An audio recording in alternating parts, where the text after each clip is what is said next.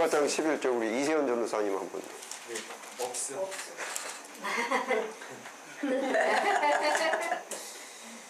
이게 왜 그러냐면 이제 이게 우리 한글 성경이 미국 성경에서 이 번역을 주로 미국 성경을 번역한 건데 미국 성경에도 NIV New International Version 해가지고 새 국제 번역 이렇게 해가지고 한 거를 번역한 거라고요. 물론 100%의 번역은 아닙니다.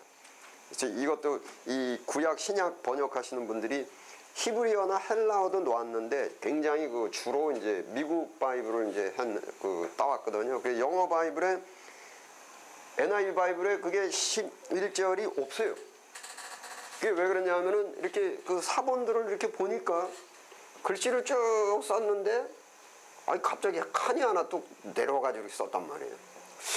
이게 전부 사본이잖아요. 손으로 쓰는데 손으로 쓰다 보면 어떤 때는 칸이 위아래 칸이 또 건너뛰기도 하고 뭐 쓰다가 말고 또 화장실 갔다 와서 쓸 때 바로 이게 또 하고 이런 식으로. 그래서 여기가 비었단 말이에요. 근데 있는데 없는 건지 뭐 그래가지고 그대로 해가지고 여기다 이제 없음 이렇게 적어요. 그 없는 게 원래 아니었겠죠. 그러니까 뭔지는 몰라요. 좌우지간에 칸이 띄어져 있어요 이제. 예, 그리고 왜냐하면 또 장이나 절도 몇 장 몇 절 이런 것들도 19세기 이후에 근대 와가지고 적혀져 있어요. 원래 그러니까 하나님께서 말씀 주실 때 자 1장 1절 받았어라 이게 아니거든요. 그런 사람이 인위적으로 만드는 거지 1장 1절. 그렇죠. 그리고 또 여러분 잘 이해하세요. 하나님께서 모세에게 이렇게 말씀하실 때 그 목소리가 테너, 베이스, 알토, 소프라노 뭐예요? 모르죠. 이게 하나님의 감동으로 씌어진 거예요. 그렇죠? 성경은 뭡니까? 성경은 하나님의 감동으로 씌어진 것으로. 근데 감동의 소리가 있느냐? 없어요. 즉 하나님의 감동, 성령의 감동이 이게 영감설에서 이제 더 자세히 말씀드릴게요. 하나님의 감동에 의해서 씌어졌기 때문에 소리가 없어요. 저자가 감동을 받는. 그렇죠. 저자의 감동. 제가 이제 설교가 이게 굉장히 하석학에서도 이게 감동이라는 것이 굉장히 예를 들자면 하석학에 제가 일부만 말씀을 드리면은 베토벤이 그 숲속에 탁 가가지고 서로 이제 나무를 탁 보니까 그냥 달빛이 쫙 나무 위까지로 막 흐른단 말이에요. 흐르는데 거기서 그걸 보고선 가슴이 뭉클했어요. 이 뭉클하는 감동이 뭐냐면은 이제 이런 어떤 해석학에서 성경에서도 그러는데 그게 바로 영감이라고 말하는데 영감이라는 것은 영자가 뭐예요? 성령 할 때 영이에요. 예. 영을 감각한 거예요. 예. 그래서 이것을 이제 해석학에서 예술도 그렇고 영이 들어온 거예요. 그래서 그 하나님의 감동이라는 것은 세오프네오 해가지고 쉽게 말하면 하나님의 입김이에요. 이것이 하나님의 입김이 훅 들어왔어요. 그래서 베토벤이 감동을 영이 확 들어왔어요. 들어와서 지금 감각을 했어요. 마음이. 그랬을 때 베토벤은 인간은 본능적으로 내가 보고 들은 것을 말을 아니할 수 없다. 이게 감동을 받으면 인간은 본능이 하나님께 주신 게 내가 받은 감동을 갖고 있는 게 아니라 자꾸 보고 들은 것을 말하지. 보고 들었다는 게 눈이 아니고 내 마음의 눈과 귀가 보고 들은 것을 말하지 아니할 수가 없다 이 뜻입니다. 그런데 이거를 말하고 싶은데 베토벤은 뭐냐면은 이것을 특기가 뭐냐면은 그 감동이라는 것이 글씨도 아니고 그림도 아니고 소리도 아니고 아무것도 아니에요. 그냥 뭉클한 거예요. 뭉클한 것을 베토벤은 뭘로 했냐면은 악보를 그냥 써내려갔다고 했네요. 자기의 감동을. 그러면 그 악보의 알맹이가 뭐냐면은 영이죠. 영감의 그 영. 그렇죠? 그 다음에 이제 그 음악 감상이라는 것은 뭐냐면 베토벤의 음악을 들으면서 야 그거 듣기 좋다가 아니고 베토벤이 그때 뭉클하고 받았던 그거를 받는 이게 음악 감상이에요. 예. 그래서 소위 이제 해석학이 뭐냐면은 그 감동을 받는 거를 해석하는 거예요. 그것이 감동을 느끼는 거. 예. 그래서 여기서 영이 그러니까 근데 문제는 뭐냐면 베토벤 옆에 친구가 있었다고 칩시다. 근데 여기서 베토벤은 달빛이 흐르는 것도 뭉클했어요. 근데 옆에 있는 친구는 얘 왜 이래 이거? 얘 왜 이래 이거? 베토벤이 영감을 받았는데 그 베토벤이 그냥 쫙 서늘한 겁니다. 똑같이 모세가 시내산에 올라가서 기도를 하고 그러는데 뭉클했어요, 그냥 성령이. 그래가지고 하나님의 감동이 왔단 말이에요. 그러니까 하나님의 감동인데 모세가 항상 갖고 있었던 것은 뭐냐면 하나님의 뜻이 뭐고 우리 인간이 어떻게 살아야 되고 이런 것 심령이 가난했죠. 그래서 감동이 하나님의 감동으로 온 것을 그것을 그냥 글씨로 써놨단 말이에요. 네? 그럼 우리는 뭡니까? 지금 이 시대에 모세오경을 읽으면서 모세가 그때 뭉클하고 받았던 걸 그게 성령이죠. 그거를 이제 느끼는 거죠, 우리는. 그래서 알맹이는 예수님께서 그러죠. 내가 너에게 이른 말이 뭐예요? 영이요.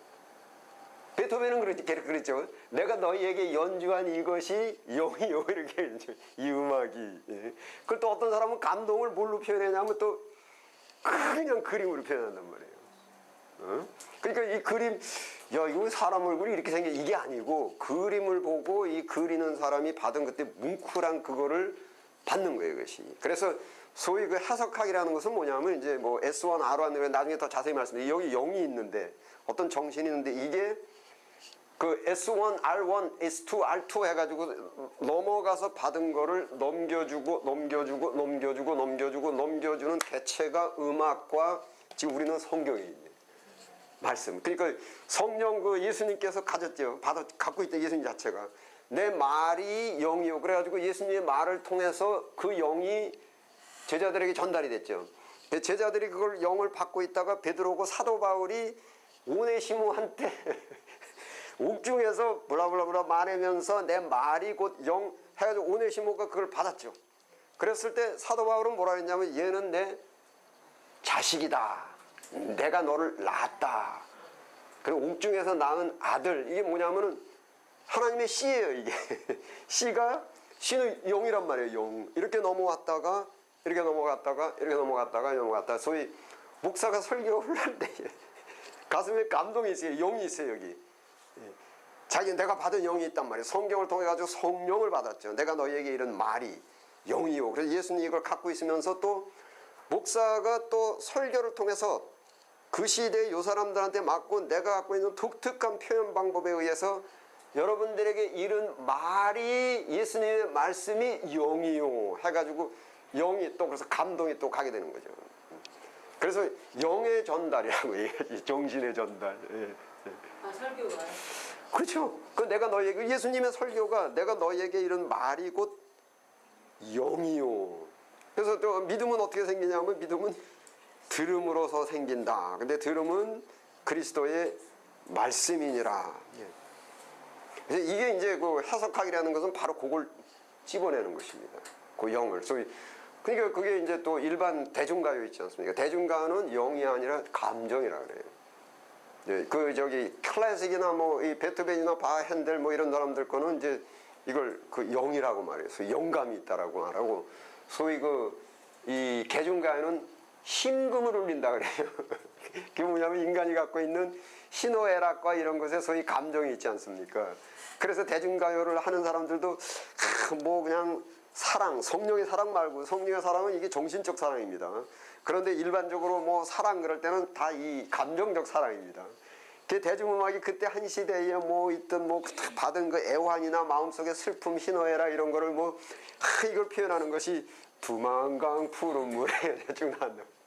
그래서 이 음악이 착 가면 그 음악을 들으면서 심금을 울리고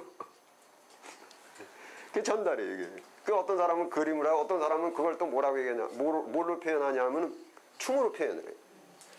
내가 감을 받았어요. 감을 탁 받은 격을 사람들한테 춤으로 막 표현을 하는 거예요. 그래서 그 춤을 보면서 그 춤을 추는 그 사람의 그러니까 그런 것은 이제 이분들이 명확하게 그 구분이 안 되니까는 뭐 이분들이 이분 나름대로 차원을 높여가지고 혼이 깃든 춤이다 뭐 이렇게 얘기하잖아요. 그 혼이라는 표현을 쓰죠. 그게 이 춤추는 사람이 영감. 그러니까는 음악도 그렇고 춤도 그렇고 미술도 그렇고 흉내를 내는 사람이 있고 이 사람 알맹이가 없어요. 모양만 흉내내는 사람들이 있고 거기 일반적인 용어로 혼이 깃든 게 있어요.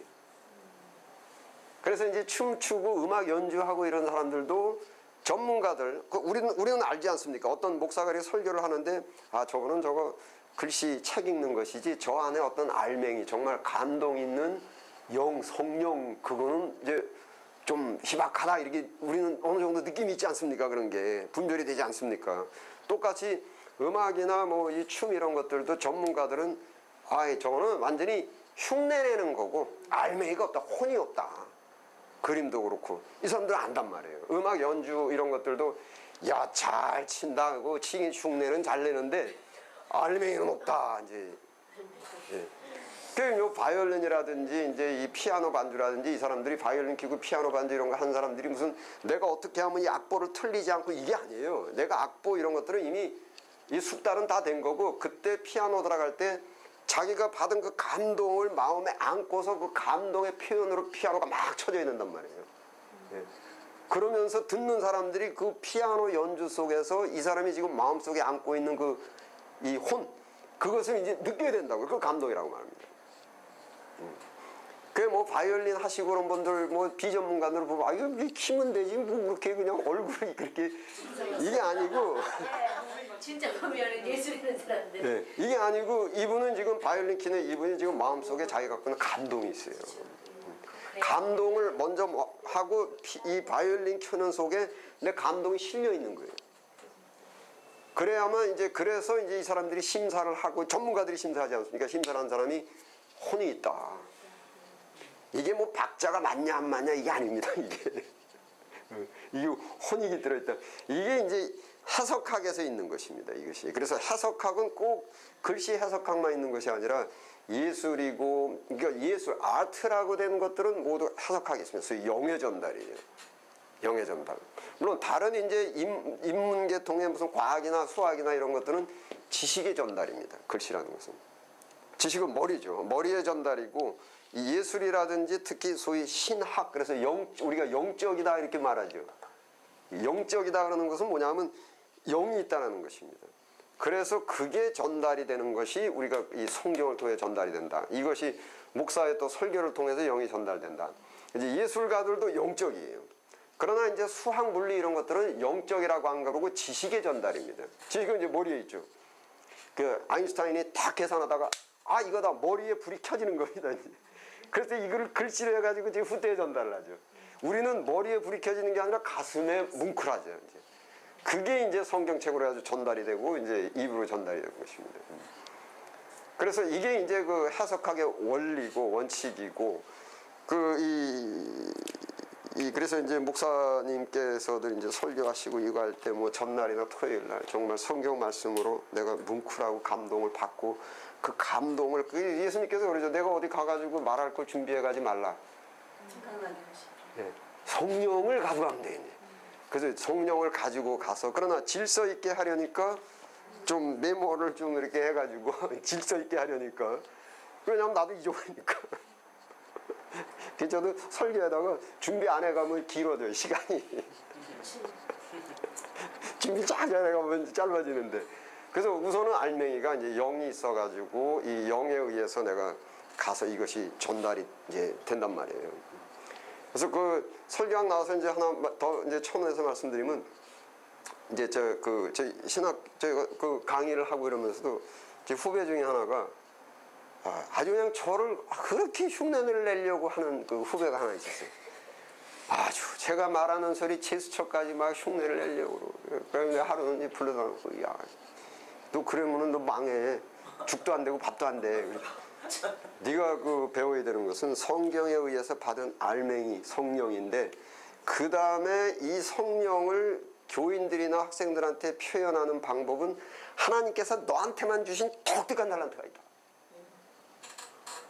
내가 지금 뭐 이렇게 하는 것이 내가 뭐 이렇게 하려고 하는 것이 아니라 나는 그냥 내가 갖고 있는 그 하나님의 감동 이거를 학생들한테 이걸 어떻게 하면 이것이 전달이 돼가지고 감동 전달이 되게 하나 내가 하는 것이 나한테 준 독특한 방법인데 너도 하나님께서 주신 독특한 게 있는데 네가 내용대 내면 너는 죽도 안 되고 밥도 안 돼. 죽도 안 되고 밥도 안 돼. 그리고 그 내 스타일이 맞는 사람들이 있고 네 스타일이 맞는 사람도 또 있는 거야. 그 이거는 하나님께서 차별이 없이 독특하게 주셨기 때문에 자꾸 뭐 내가 하는 게 좋아 보인다 그래가지고 좀 그냥 좀 얘기해줘. 너무 죽다 내가 화도 안 된다. 예. 그래서 후배들을 제가 가르칠 때도 이렇게 하라 그런 것은 없어요. 원칙과 알맹이는 제가 하지만은 그것 갖고 하나님께서 주신 그 원칙 내에서 내 나름대로 자유롭게 이제 발휘하라. 제가 이렇게 이제 알려주고 하는데 그게 이제 해석학의 기본 원리입니다. 제가 그 해석학 나중에 이제 더 할 때 더 자세히 제가 이제 도표로 그려놓고 이제 이렇게 넘어가는 걸 여기서 사도 이제 바로 이제 모세가 하나님의 성경은 하나님의 감동으로 된 것이 딱 받아가지고 모세는 글씨를 써야 되는데 모세가 헬라어를 몰라요. 한국어도 모르고 지가 아는 것은 히브리어 알잖아요. 그래서 히브리어를 쓴 거예요. 만약에 감동이 그때 당시에 모세가 아니고 뭐 다른 한국 사람한테 줬다면 성경은 뭐 한국어를 썼지. 이게 음악인 사람은 음악으로 쓰고 이렇게 되는 거죠. 그게 영감인데. 근데 여기서 주의하실 것은 영이 성령만 있는 게 아니라 하늘에 있는 악한 영도 있죠. 악한 영도 감동이 돼요. 악한 영도. 그래서 그러니까 성경 말고도 많은 책들이 있습니다. 많은 책들이 있습니다. 근데 그 책이 성령의 감동이 아닌 악령의 감동으로 씌워졌다 그러면 그 책을 읽으면서 이제 악령의 감동을 받게 되죠. 나가서는 음악도 이것이 올바른 성령께서 음악적 감동도 주십니다. 그래서 여기 이제 구약에 보면은 아삽 뭐 성가대장 이런 사람들도 성령의 감동으로 해가지고 시편에다 곡을 붙이고 이제 작곡도 하고 그랬죠. 시편은 이제 하나님의 말씀에 시적인 말씀에 서정적으로 씌어진 거, 은율적으로 씌어진 거에 음악을 붙인 겁니다.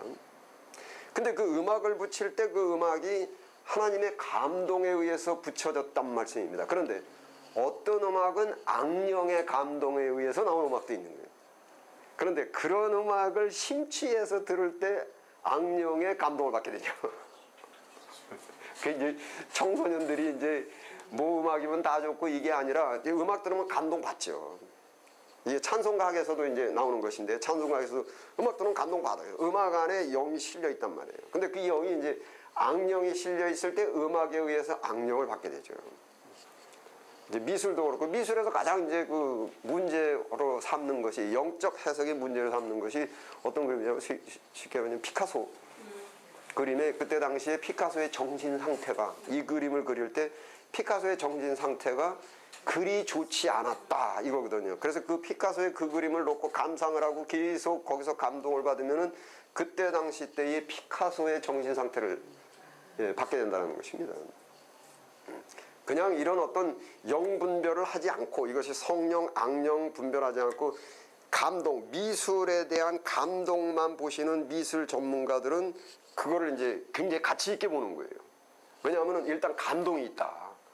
그런데 우리는 이제 영분별을 해요. 우리는 성령도 있지만 악령도 있다. 그래서 영분별을 해야 되고 우리 입장에서는 감동은 있지만 이것이 좋은 영의 감동으로 보기가 어렵다 이렇게 되는 거거든요. 그러니까 이제 자꾸 보지 마. 그래서 음악도 우리 청년들한테 이게 영분별을 하게 해야 되고.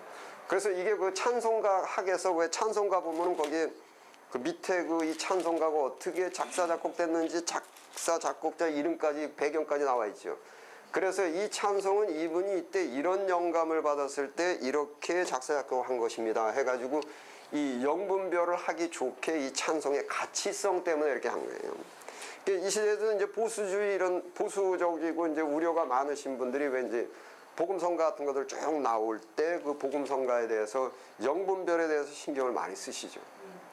이게 조직신학에서 그 사탄들과 귀신들이 어디에 많이 모인다고요?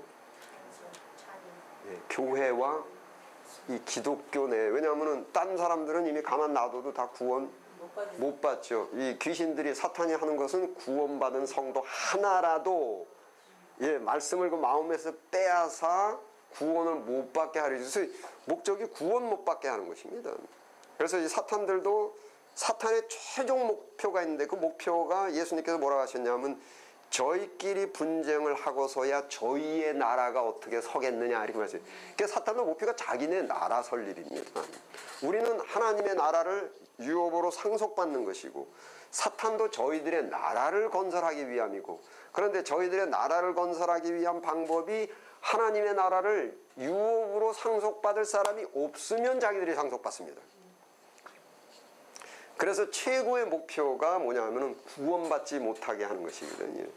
그런데 이 교회 안 나오는 사람들한테는 괜히 쓸데없이 가서, 물론 하는 미혹 때문에 하는 수도 있지만 별로 그렇게 병력이 안 가는데 가장 많은 병력이 모이는 것은 기독교라는 그 내란 말입니다. 그래서 그 사탄이 밀가부로도 청구하는 게 누구냐면 사도들이란 말이에요. 그리고 가장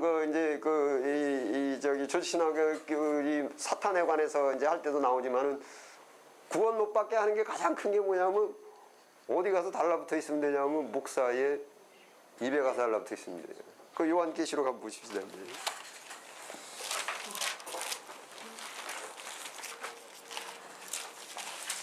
요한계시록 16장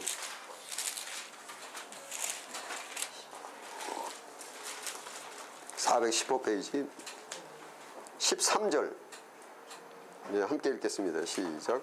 또 내가 몸에 개구리와 같은 새 더러운 영이 용의 입과 짐승의 입과 거짓 선지자 입에서 나오니. 예, 여기에 개구리 같은 새 더러운 영이, 이게 악령이란 말이에요. 악령이 용의 입과 짐승의 입과 거짓 선지자의 입에서 나오니, 이게 단체로 거짓에 넘어가게 할 수가 있단 말이에요. 그래서 이제 이게 이제 사탄의 귀신의 그 장난이고, 그 다음에 사탄도 뭐냐면 문제가 가장을 하는데 광명한 천사로 가장을 하고, 사탄의 일꾼들도 의의 일꾼들로 가장을 한다라고 그랬어요. 예, 그래서 이게 뿔 달리고 이렇게 해서 오는 게 아니라 가장을 하는데, 그래서 이게 이제 보수, 아니 꼭 그렇다는 건 아닌데, 굉장히 이런 거를 우려하시는 신학사들이 이제 복음성가에 관해서 이제 어느 부분, 그러니까 다가 아니라 어느 부분 이런 것들은 굉장히 조심스럽게 이 복음성가를 작곡하신 그 분이 어떠한 영의 상태로 이것을 작곡을 했는지 우리가 그냥 검증 안 된 그런 것들을 갖고 무턱대고 우리가 교인들한테 그거를 부르면서 감동받게 할 수는 없다. 거기에 분명히 항상 미혹이 거기에 이렇게 작용을 하게 돼 있기 때문에, 그래서 그런 그 복음성가에 대해서도 굉장히 주의 깊게 하시는 분들이 이제 있어요. 그래서 그게 출처라든지 복음성가 이제 작곡 하신 분의 그 배경이라든지 그분이 작곡 하실 때의 그때 영적 상태라든지 그것도 보죠. 그리고 지금 가만히 보면 여러분 부르는 복음성가 제가 볼 때 한 70%는 70~80%는 미국에서 나온 거예요. 다 청교도들이 다 한 겁니다. 그리고 여기 있는 찬송가에 있는 것들은 다 청교도들이고, 그래서 찬송가에 여기 그 내용들이 거의 모두 청교도 신학입니다. 거의 모두. 근데 문제는 한국에 와서 보니까 번역을 원번역에서 다시 이제 재번역을 했어요. 이제 원래의 영문으로 된 원고에서 번역을 어제 청직교회 가서 이렇게 찬송 부르는데, 감사절이라고 찬송 부르는데 이게 가사가 좀 이상하다 그래가지고, 제가 이 사람 성경은 이제 찬송가는 한글로만 돼 있어가지고 제가 제 거 찾아가지고, 왜냐하면 거기 가사가 청교도 신학하고 조금 문제가 있어요. 그래서 이상하다고 보니까 아니나 달라 이 번역인데, 이거 번역도 이거 또 바꿨구나. 그래서 어쨌든 그 감동이라는 거, 그것을 잘 이제 이해를 하셔야 됩니다. 그래서 모세가 이제 오경을 기록할 때 이제 그렇게 이제 기록을, 모세 외에 여호수아도 그렇고 모두 이제 요한이 마지막 요한계시록을 쓸 때도 자기의 비전을 봤다고 했죠. 그게 뭐냐면 그 감동이 들어오면 감동에 의한 희망, 소망이 생깁니다. 그러니까 소망이 생길 때 그 소망에 의해서 어떠한 그런 어떤 그 마음적인 그 심리적인 영적인 그런 것들이 보이는 것들을 이제 비전이라고 하죠. 그러니까 개 꿈하고 하나님께 주신 꿈하고 뭐 구분이 어떻게 돼요? 하나님의 약속의 말씀하고 맞는 것은 하나님께 주신 꿈이죠. 근데 성경 말씀하고 다름은 개꿈이죠. 그러니까 성경에 이렇게 다니엘이 이상 중에 보니 인자 같은 이가 옛적부터 그것도 이미 이사야서에 나와 있는 말씀이 굉장히 굳어져 가지고 그것이 믿음이 소망이 굳어지면은 그것이 이제 비전으로 나타나는 거죠. 그래서 예를 들자면 뭐 마리아가 이제 꿈을 꿨더니 가브리엘 천사가 와가지고 뭐 이제 또 아이를 가지고 뭐 이름을 임마누엘 그거 어디 있습니까? 이미 이사야서 구약이 있지 않아요. 그러면 마리아는 예수님을 그 이사야서고 에레미야서 예수를 내 아들을 보내겠다. 그리고 임마누엘이라 그는 그의 어깨에 정사 권세를 메었고 이제 영존하신 아버지라 그게 약속을 하셨잖아요. 그게 있는데 1000년의 세월이 흘러갔단 말입니다. 1000년의 세월 동안 마리아는 현숙한 여인이 돼가지고 하나님의 약속을 기다렸습니다. 계속해서 평생 나서부터 이제 어렸을 때부터 이사야 공부를 하고 그래서 이게 소망을 안고 지금 우리가 사는 게 이렇게 고통스럽고 이렇게 한데 하나님께서 아들을 보내신다고 했다. 그 이름이 임마누엘이라 하라. 근데 이게 꿈에 나오기 현몽인 거죠. 이거 약속이 없이 그런 그 현몽을 하게 되면 문제가 있는 게 개꿈이라는 거예요. 아무한테나 안 주신다는 거죠. 그러니까 믿음. 예, 믿음은 뭘 믿느냐 하면은 하나님의 약속의 말씀. 그래서 정경이라는 말은 이제 그 카논 이렇게 얘기를 하는데 영어로는 이제 캐논이라고 말해요. 예. 캐논이라는 말은 뭐냐면은 이 카메라 이름의 캐논이죠. 캐논은 뭐냐면은 이 원래 뜻이 그 저기 다림줄 있죠, 다림줄. 다림줄이라는 것이 캐논입니다. 이게 다림줄이라는 것이 그 영어로는 플람밥이라고 하고 그 저기 일본 말로는 사계부리 이렇게 얘기를 해요. 그 저기 건축하시는 분이 이렇게 왜 사계부리라고 이렇게 놓죠. 이게 뭐냐면은 이거 왜 하냐면은 이게 건축할 때 이게 삐뚤어 된 이게 올라가는 게 삐뚤어 눈에 보기에 삐뚤어 올라갔는지 똑바로 올라갔는지 알 수가 없을 때 밑에서 사계부리를 띄우면 사계부리는 지구의 가장 가운데 지축으로 해가지고 떨어지게 돼 있잖아요. 그래서 여기서 이 넓이를 재면은 이게 삐뚤어졌다 이렇게 되는 겁니다. 그래서 캐논 이 사계부리 이 측량자가 이게 뭐냐면은 내가 무슨 생각이 들고 남들이 뭐라고 하고 내가 어떤 느낌이 들고 현실이 없고 상식이었더라도 이 성경 이 캐논으로 보면은 이게 삐뚤어졌다 잘못된 생각이다 올바로 된 생각 이것이 캐논이라는 뜻입니다. 이거 도대체 누구 말이 맞는 거야? 이 목사는 이라고 그러고 저 목사는 저렇게 하고 우리 현실이 그러고 이게 다림줄이라는 이게 캐논이라는 뜻입니다. 카논. 예. 그래서 그 에스겔서에서도 이제 다림줄이라는 그 이제 단어가 나와 있고 그래서 정경할 때 이것을 이제 캐논 이제 정경은 우리가 번역한 거고 원래 헬라어로는 이제 정경 이렇게 돼 있죠. 그러니까 여기서도 여러 가지가 누가 꿈을 꿨대요. 이게 꿈이냐 하나님께 준 현몽이냐 했을 때 카논을 들여다 있는 거죠. 카논을 들여. 그러니까 뭐 누가 꿈을 꿨는데 내가 내 오른밤을 때렸는데 꿈에 내가 왼밤을 돌려대지 않았겠어? 그러면 그 하나님께 주신 거다. 그런데 내가 꿈을 꿨는데 누가 내 왼밤을 때렸는데 그냥 내가 가가지고 10대 때려줬지? 그러니까 개꿈이란 말이에요.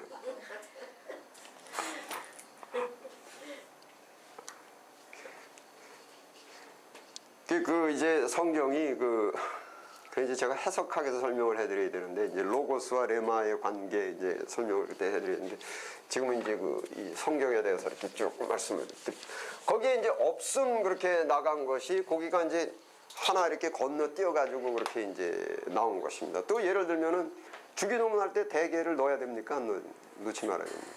성경에는 근데 성경에 있는 것도 있는데 목사님이 안 하시니까 안 하는 거구나. 근데 어떤 목사님은요 이 대개라는 게 너무 중요하다고 반드시 넣어야 된다라고 하시는 분들도 있어요. 그 이제 그러니까 이걸 성경으로 봐야 됩니다. 캐논. 근데 목사님께서는 뭐 그냥 일반 근데 그 대개를 네. 풀이하는 부분을요 네. 굉장히 다르게 표현을 하시더라고요. 그러니까는 풀어야 된다고 네. 하시는 분은 그 대개에 반드시 이거는 꼭 이루어질 일에 대한 어떤 단어의 뜻이 있기 때문에 반드시 넣어야 된다. 원래 대개 호티라고 말하는데 호티 헬라어의 호티라고 말해요. 호티는 이제 뭐냐면 영어로 for인데 이게 뭐냐면 왜냐하면 이유를 설명하는 게 호티입니다. 호티를 우리가 그 전에 대개 이렇게 그 해석을 했어요, 한자어로. 그게 왜 이런 일이 나왔냐면 이제 마태복음에 그 주기도문 있는 데를 보시면 이제 성경이 이제 정경으로 우리 이제 보자는 거죠. 누가 무슨 말을 했던지 간에 그 마태복음 6장에 와서 보시면은 거기에 이제 그 대개를 넣고 안 넣고 그 사이 13절에 거기 보시면은 거기에 그렇게 괄호가 쳐져 있죠. 아멘까지 있고 호티가 있었던 곳에 보면 거기 괄호가 쳐져 있어요. 그렇죠? 그 괄호가 왜 쳐져 있냐면은 이제 영문 성경에는 그게 나와 있는데 그 나라와 권세와 영광이 아버지께 영원히 있사옵나이다 아멘이라는 그 센텐스가 그 문장이 오래된 사본에는 없어요. 그리고 근대 사본에는 있어요. 그 센텐스가 나라와 권세와 영광이 아버지께 영원히 있사옵나이다가 이제 있는 거예요. 이제. 그래서 그 NIV 성경 그러니까 영어 NIV가 그거를 번역할 때 어떻게 했냐면은 이 괄호 안에 있는 거를 넣으면서 괄호를 쳤어요. 그러면서 밑에다가 관주를 이제 쓴 겁니다. 그래서 이게 쉽게 얘기하자면 여기서 이제 풀이하자면은 우리를 악에서 구하옵소서 이제 말하자면 옛날 고대 사본은 우리를 악에서 구하옵소서 하고 더 이상 없는 거예요. 왜냐하면 그러니까 예를 들면은 가면서 우리를 시험에 들지 이게 하나님께서 무슨 시험을 주시든지 내가 시험에 이기고 승리하리라 이게 아니고 시험에 들지 말게 하옵시고 내가 악을 무찌르겠다가 아니라 다만 악에서 구하옵소서. 굉장히 연약성이고 피동적이란 말이에요. 연약하고 피동적으로 하는 이유는 나라와 권세와 모든 것이 하나님께 달려있기 때문에 내가 내 힘으로 이기고 내 힘이 아니 모든 것을 그래서 왜냐하면 나라와 권세와 영광이 모두 다 빠져지면 모두 전체가 다 아버지께 있기 때문입니다. 그래서 우리는 이렇게 기도하는 겁니다. 이거예요. 위의 모든 문장이 나라와 권세와 영광이 모두 하나님께 있기 때문에 우리는 이렇게 기도합니다가 그게 호티 대개의 의미입니다. 그래서 거기에 그 괄호로 된 것이 이제 그런 이제 그래서 이게 대개를 붙여도 되느냐 뭐 붙여야 되느냐 마느냐 그 뭐 사실은 큰 상관없어요. 어느 매누스크립트에는 이렇게 돼 있고 어느 매누스크립트에 이렇게 돼 있고 다만 우리가 주기도문이라는 걸 할 때의 기본적인 자세가 하나님의 나라와 모든 권세와 모든 영광이 하나님께 있는 것을 전제하고 이제 기도를 하는 것이 신앙이죠. 이제. 그래서 하여튼 뭐 붙이려면 붙이고 말려면 말고 그게 중요한 게 아니니까. 이제 그런 어떤 토시가 이런 대개를 붙이냐 안 붙이냐 이런 토시가 그렇게 대단히 중요하지 않은 이유는 제가 이제 잠시 후에 다시 설명을 드리겠습니다. 또 하나 보면은 이제 누가복음 같은 데 보십시오.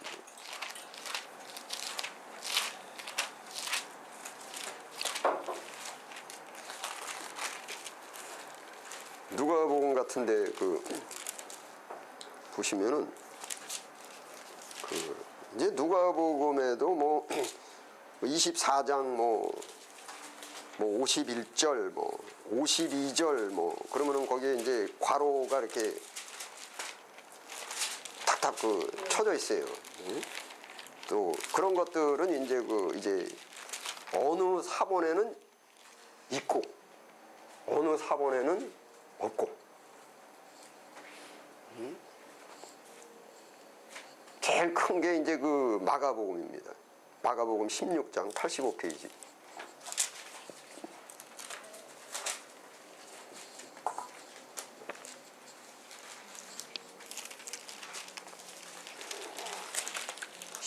예, 9절부터 거기 9절부터 괄호가 쳐져 있죠. 근데 자그마치 괄호가 어디까지 가냐면은 20절 맨 끝에까지 가요.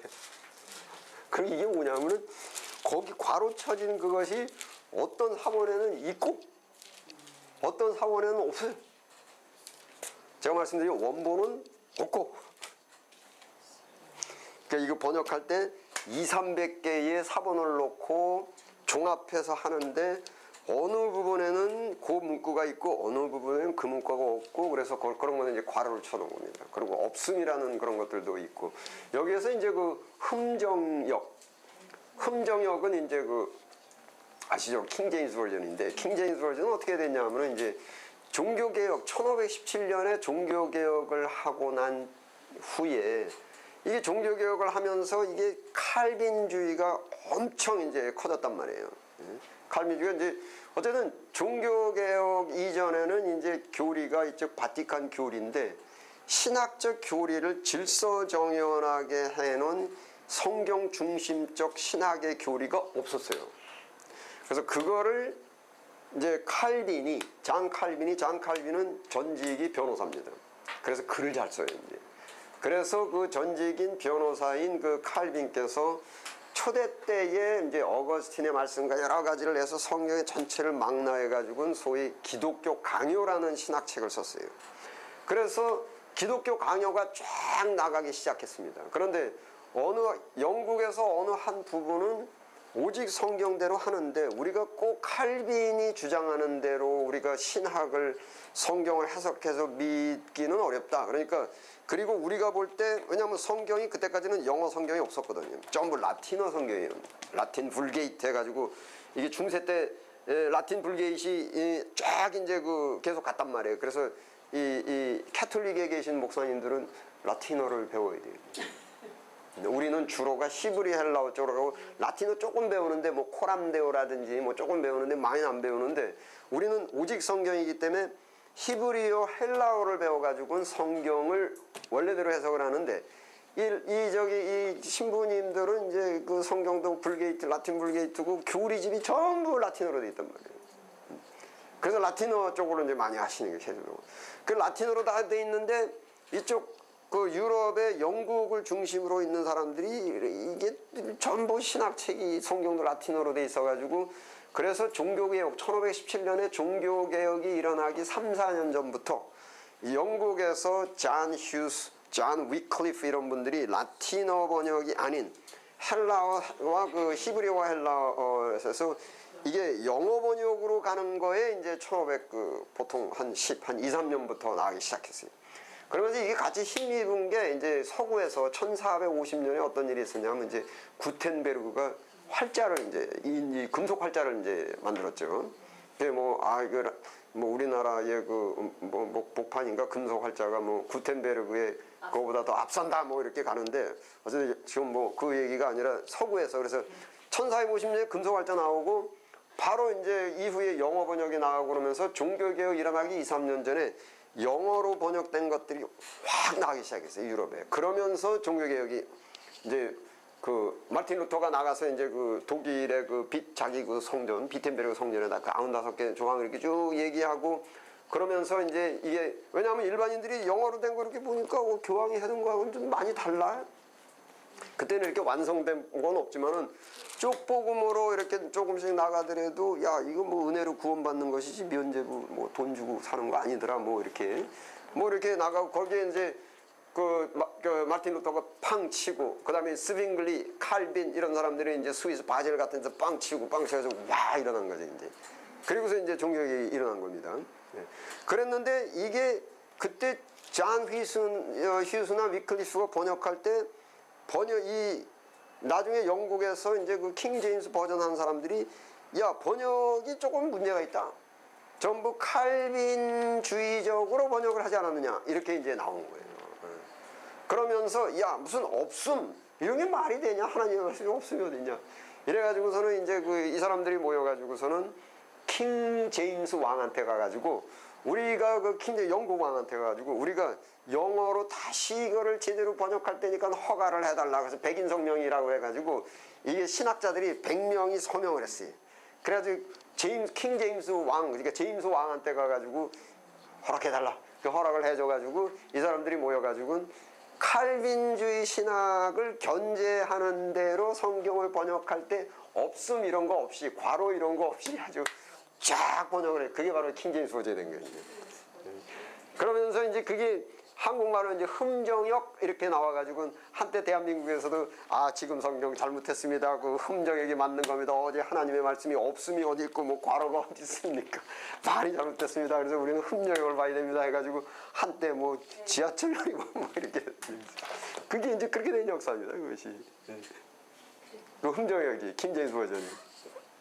예, 미국은 이제 미국은 이제 교회 가면은 교회 안에 한 10명은 흠정역, 한 10명은 NIV, 한 10명은 NASD, 그래서 저도 이제 미국 교회에서 설명할 때는 몇 장 몇 절 할 때 저는 NIV 성경을 가졌습니다 하고 이제 얘기를 했는데요.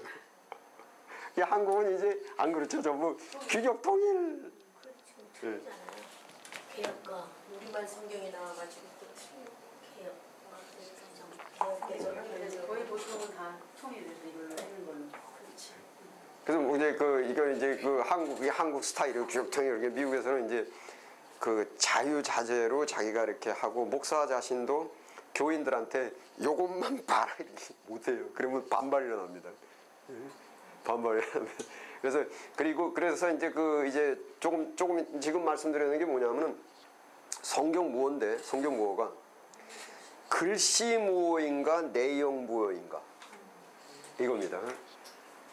글씨 무어인가 내용 무어인가 했을 때 어떤 문제가 나냐? 글씨 무어로 들어가게 되면 어떤 문제가 나냐면 원본 어디 있어? 그 다음에 없으면 뭐고 또 괄호는 뭐야? 그래서 성경 무어라는 것이 명확히 얘기하면 내용 무어입니다. 그래서 이게 성경을 이제 정경화, 그러니까는 그 27권으로 정경화하는 것은 정경화의 방법이 있습니다. 배경이. 그러면 지금 그 정경화에서 이제 동질화 작업 이런 게 있습니다. 그 동질화라는 것은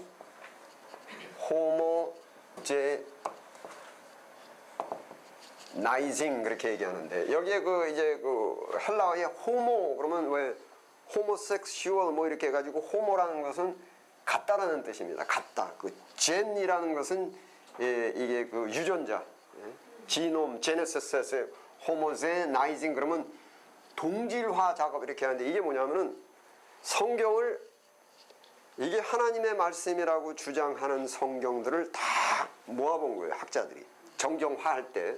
소위 특히 AD 300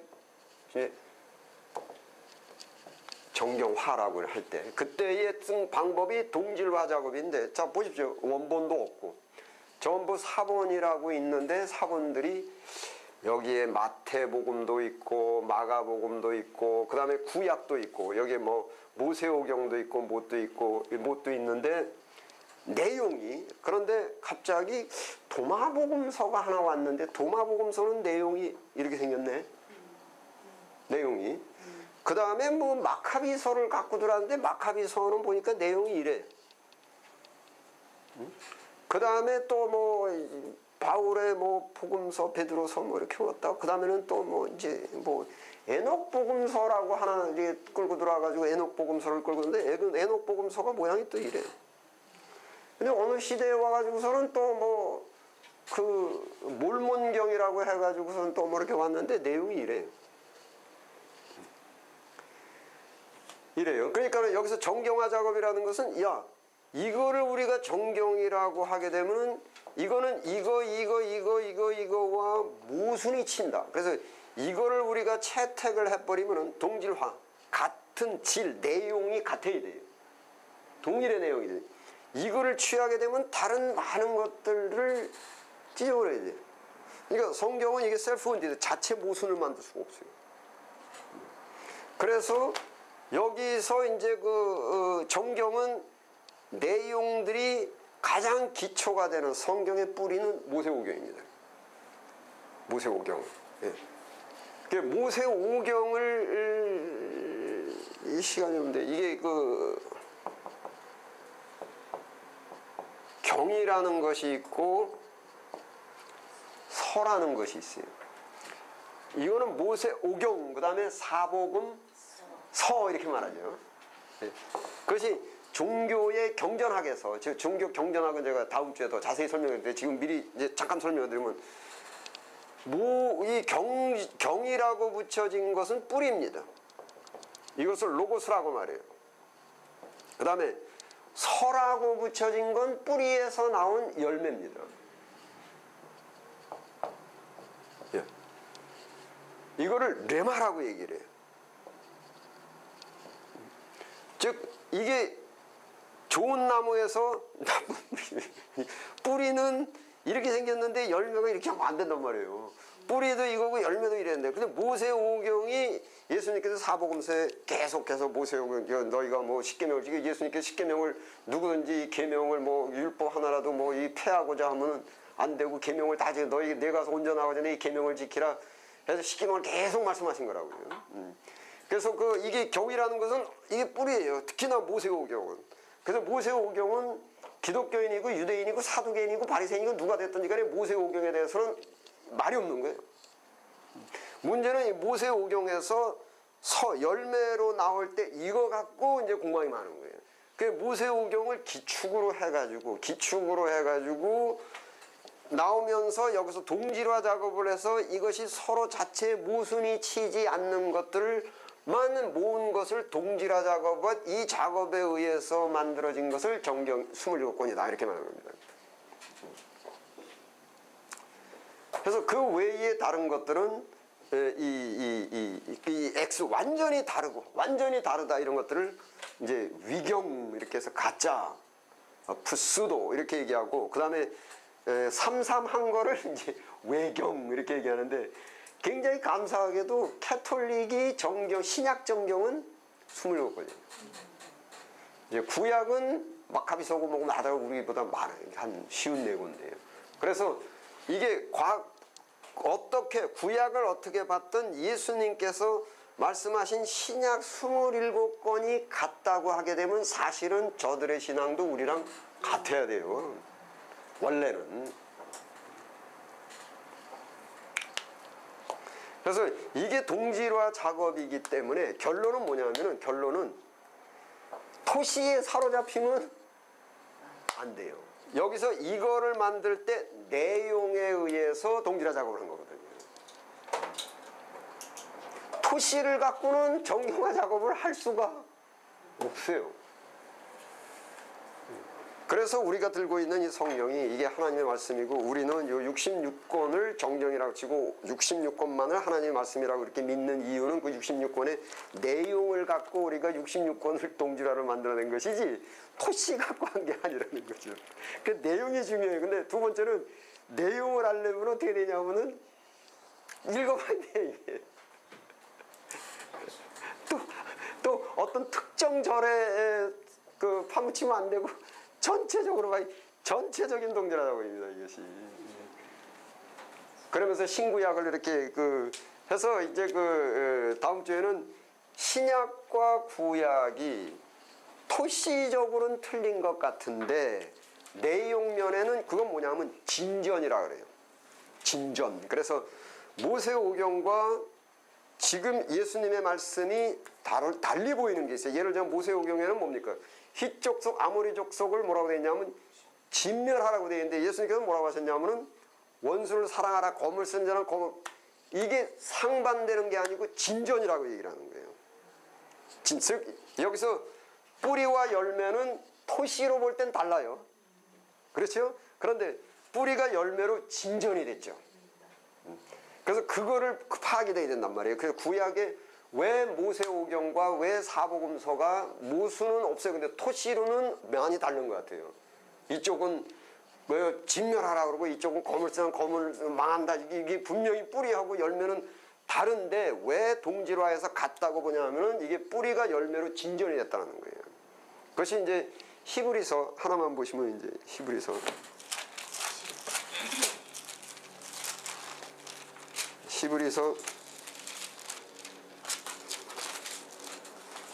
7장 12절.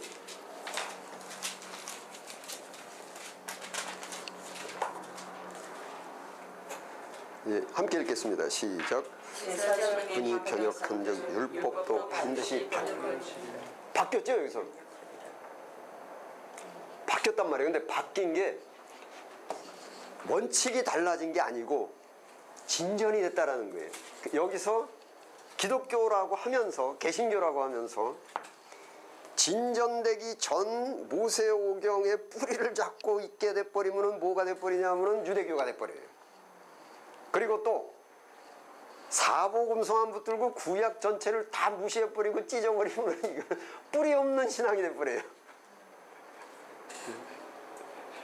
뿌리가 있는 신앙이 되려면 구약 모세오경을 붙잡고 있는데 유대교처럼 그것만 붙잡고 있으면 큰일 나고 이게 사복음서로 진전이 돼야 된단 말이에요. 자, 수고들 하셨습니다. 우리 주기도문으로 이 시간 마치겠습니다. 하늘에 계신 우리 아버지여, 이름이 거룩히 여김을 받으시오며 나라의 마옵시며 뜻이 하늘에서 이룬 것 같이 땅에서도 이루어지이다.